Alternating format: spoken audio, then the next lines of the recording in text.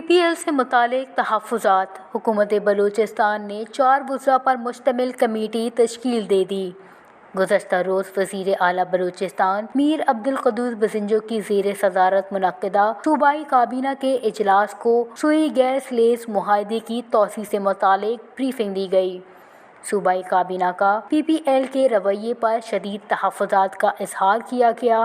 صوبائی کابینہ نے پی پی ایل سے واجبات کی وصولی کے لیے آئین اور قانون کے مطابق تمام ذرائع بروئے کار لانے کا فیصلہ کیا اور اس سلسلے میں کمیٹی تشکیل دی، جس میں صوبائی وزراء سید احسن شاہ، زمرد خان اچکزئی، صوبائی مشیر نواب زادہ گورام خان بگٹی اور پارلیمانی سیکریٹری توانائی میر عمر خان جمالی شامل ہیں۔